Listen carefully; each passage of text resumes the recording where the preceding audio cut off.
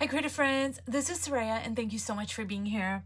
So today I'm going to work in this book for my 100-day project, and the paper is really high quality, but it's not meant for mixed media. So I am going to only be using dry media. As you can see, I think I used something on the page over here and then it bled through the page. And just take a look at this beauty. This is Botticelli, and I purchased this sketchbook at the Uffizi in Florence. And I just thought, hey, you know what? This is a great sketchbook for me to kind of do my 100-day projects. Not all the portraits, but you know, some of them. Now, what I have over here is just some delicious pieces of junk. This is from a Fabriano journal, really high quality paper. I love the cream and the red. And over here is just my cheap line composition notebook that I did some journaling on, and I scrunched it up.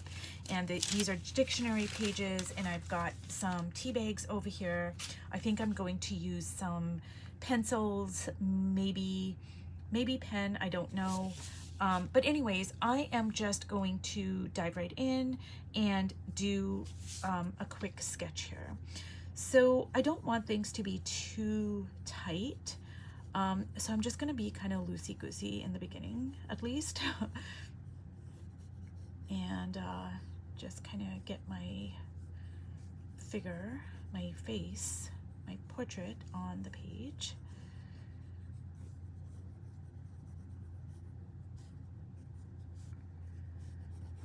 So you guys, I was asked, you know, when I do my portraits, how do I know where the light and shadow goes, like the push and pull?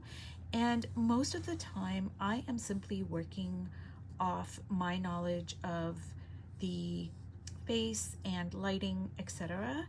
Now, sometimes what I will do is I will use a book or a photograph. And when I use a book, I'm usually using a book where an artist has already painted a portrait or they've drawn something, and I'm simply using it as a reference for the light and shadow and the way the light is actually hitting the face. And so I'm not trying to replicate it in any way. That's a really good thing to do. Like, just get a book of an artist that you like and you know, just use it as a reference for how the face is going to have the push and pull areas.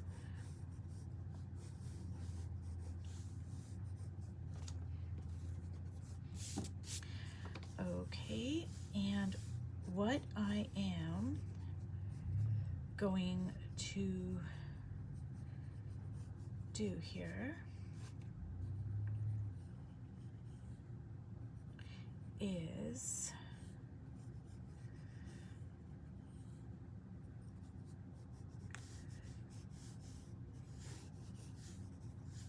I'm gonna get my measurements here.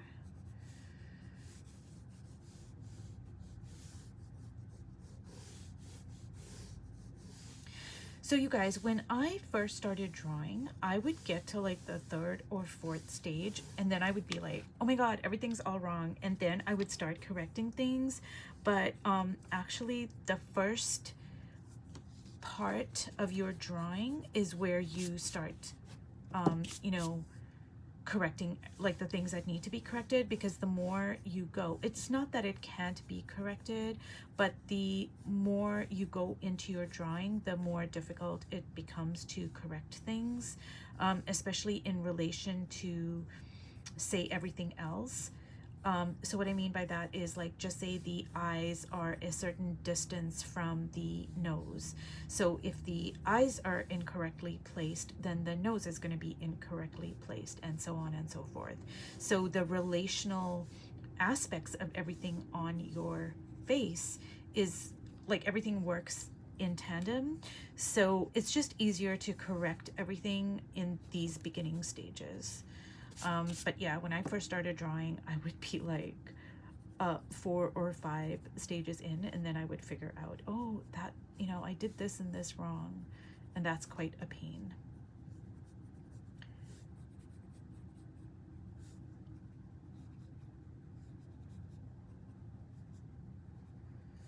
And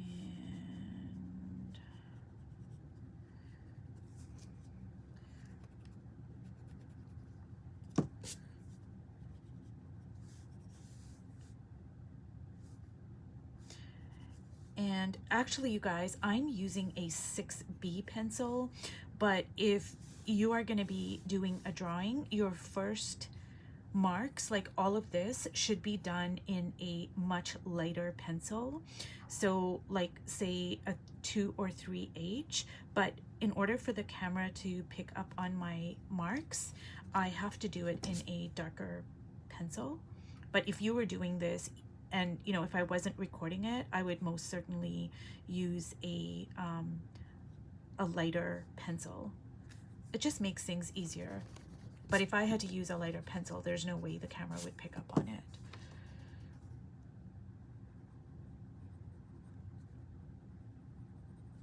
Okay, so let's see here where I'm gonna place the lips. Lips are a bit difficult for me to draw, and I think everybody has their own things that are a challenge. I don't know why. Lips are just, they do tend to be a bit difficult. I think that nose is not correctly placed. I think I need to place it a little bit higher.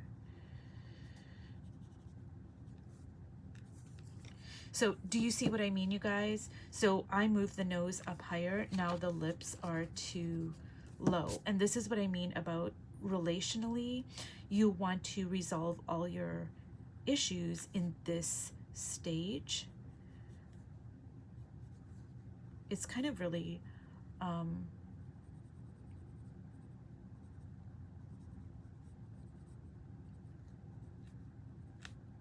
it's kind of helpful if you look at things as shapes rather than things. So what I mean by that is, like, instead of saying, oh, I'm drawing a nose, I'm drawing lips, it's easier to just think of it as, oh, this is this shape and this is, you know, this particular shape. I find that that helps me out a little bit, and then it's not so intimidating. Okay, so I think I'm happy with that. So just to reiterate, this first drawing should be done in a much lighter pencil. This is a 6B that I'm using. You want to use a 3 or 4H because it's easier to correct your mistakes, to erase, etc. But I'm just using this for the camera. So now what I'm going to do is I'm going to start putting in my dress right away. And I'm just going to show you this journal over here that I've been working in, and I'm gonna make a completely different video about this particular journal. I'm working off my mini collages that I made, but I came up with this like dress over here, and I absolutely love it. All it is my cheap line composition notebook that I've journaled on. I crumpled it up. I made some kind of ruffly stuff, you know, just to kind of make it look like it's fabric, and I just love it. It's just so simple, but it conveys so much. So I think what I'm gonna do is I'm gonna try to kind of replicate that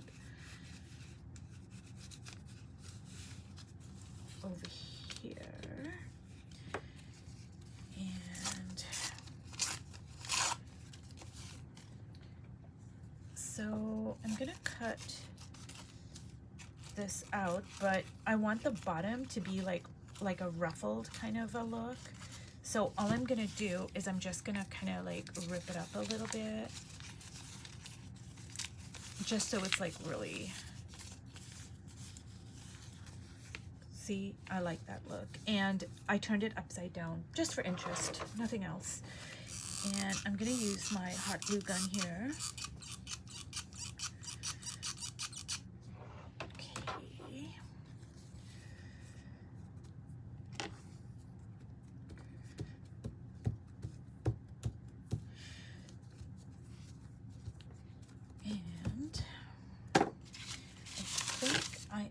Going to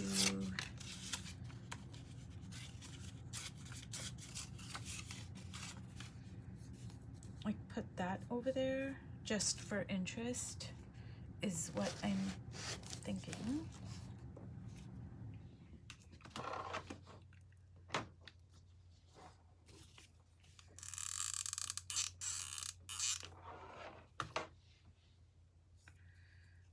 Okay.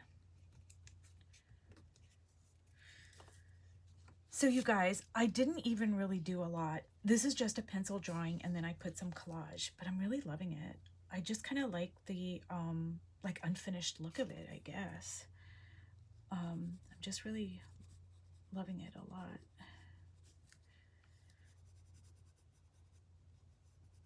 And we've got to give her some eyebrows.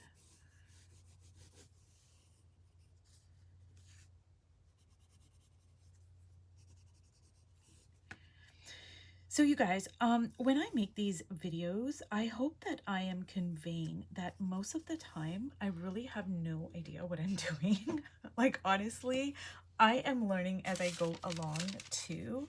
And I actually do try my best to be in beginner's mind, because I find that that is just the absolute best for creativity, for curiosity, for playing, for being in a state of wonder, rather than, oh, I know how this should turn out. Oh, I know, you know, this and that, and it has to be this way, and blah, blah, blah. This way, I am kind of being open to all the, you know, little detours and the little, what we would call mistakes, but actually, you know, in hindsight, they turn out to be the most interesting things.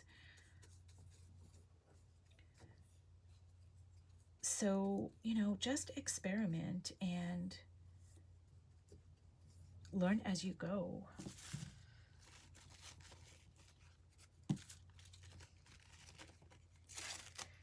Okay. Now, I do want to point out that when I'm working on this paper, this is very thick watercolor paper, I can put my tea bags overlapping the hair on the back and the background, and then I can use paint to differentiate it. But on here, I don't think I'm going to be able to lay out that, you know, thick paint. So what I'm going to do is I'm just going to kind of cut it.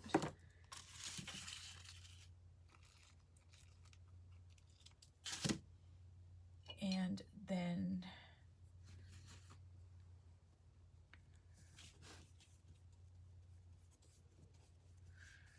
kind of lay it out like that. Ooh, I really love that. Now, I might be able to put some of my ink on here. I don't know, because the tea bag is going to, you know, provide an added layer over top of this paper. So I'm gonna try that out actually.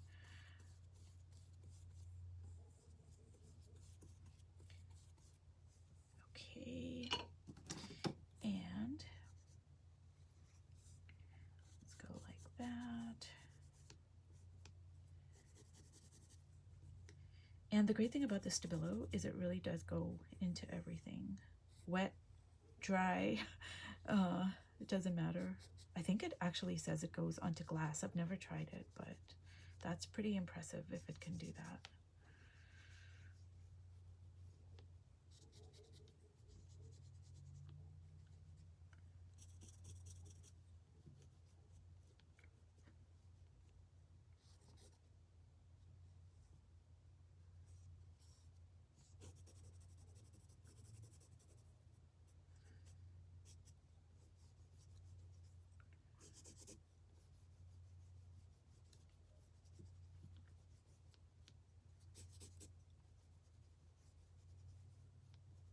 Okay. So now what I'm gonna do is I think I can drop some ink into this little spot over here because of the dictionary pages, and I'm gonna try it on the tea bag. I mean, the worst thing that can happen is it's just gonna bleed onto the back page, which is fine.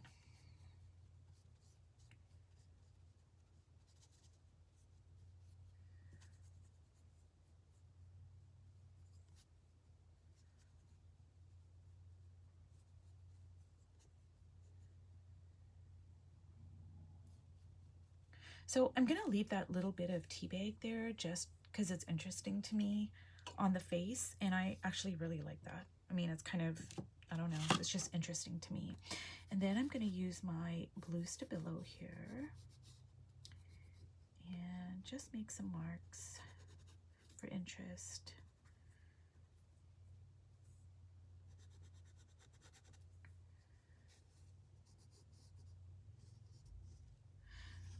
The great thing about this 100-day project is I set my parameters to use a neutralized palette and not my really bright colors. So I'm learning a lot about just really my visual language, what I like, what I don't like. By learning about values, it's strengthening my visual language, and I'm really appreciating that.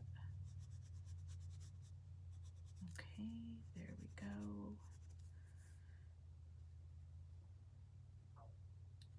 And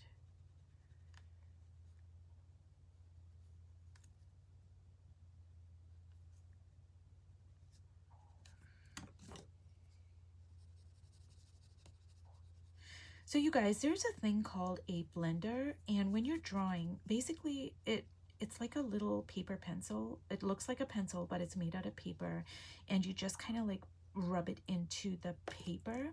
But you can also use your finger, and the heat from your finger is going to blend the pencil. So if you have a blender, it's great. I do have a couple, but I don't use them. They're very, very cheap. They're basically made out of paper. You can even make one actually out of paper. You could probably get on YouTube and go, how do I make a, I think it's called a Torchon. That's a French word. I don't know how to pronounce it, but it's Torchon. I do believe that is the correct word for it. And you can just go onto YouTube and go, how do you make one? It's actually not hard at all.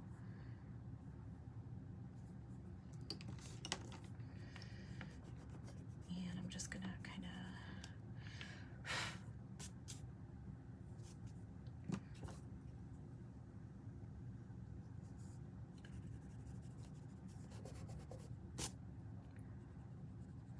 so you guys, this is like a very simplified kind of a portrait, and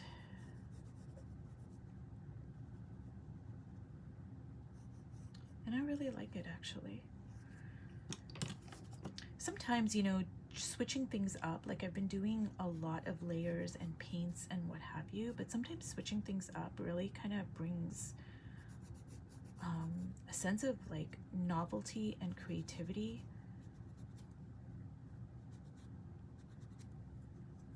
And then when you go back to like working with all the layers, it's like, it's just kind of like, oh wow, I really appreciate this and this and this.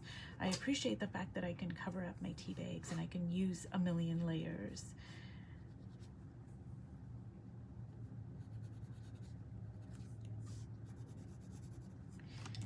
And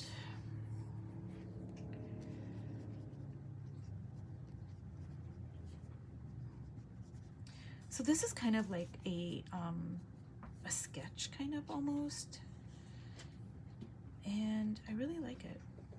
It's just kind of like very basic. And of course I'm gonna give her some earrings here.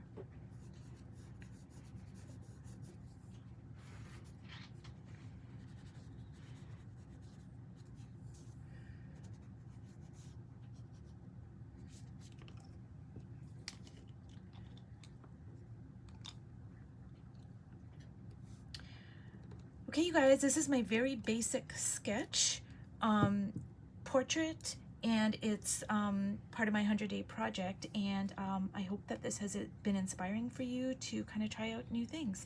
So if you've watched all the way to the end, thank you so much, and I will see you in my next video. Bye.